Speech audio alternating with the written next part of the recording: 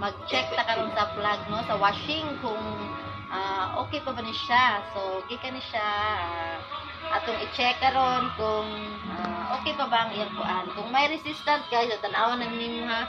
Kung may resistant na siya guys, so atong tan-awon kung may resistant ba siya. Kung may resistant na siya, so it means grounded ang iyang motor. So nga na mag-check guys. Ato lang ikuan ang isiga kilid. So kana ato nang nakano. Wala siya resistance, so wala siya nag-reading. So wala reading. So okay siya guys, good siya. So mao na atong first step. Pag-check kung okay ang iyang washing. Okay. Susunod guys, open na sad sa takob. Ano na mag-check?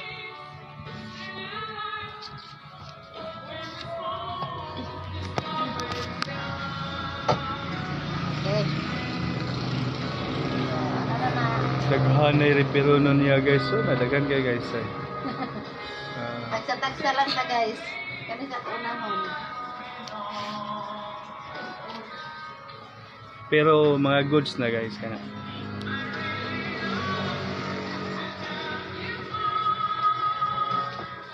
Dali ran guys. Practice na mo guys. Tang-tangon ni nato kay para sabawan nato kung say suod na ni. Okay. Up. Check. Tingnan please. Tingnan natin kung ano yung ano niya. Ayan po yung nasa loob niya. So, atong i-try og tuyok. Okay. So, ikot siya. Ikot siya, ikot. Check ang starting capacitor. Check natin ang starting capacitor. Ayan, ito yung starting capacitor niya.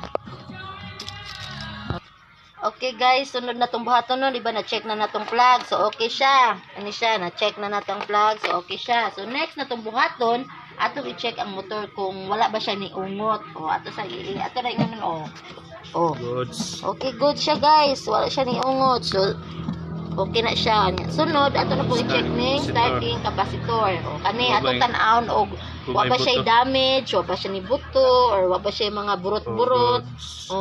Mo na itong tan-aon. So atong tanawa ninyo guys. So hamis-hamis pa man guys ang yung starting capacitor. So okay ni siya guys.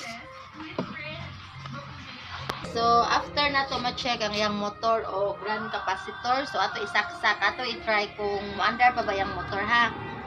Okay, saksak. Okay. Natong tuyokon kung under pa ba, okay pa ba yung kwan. So, okay na guys. Okay guys. Hawa guys. So tuyok mo na siya guys. Reverse pa.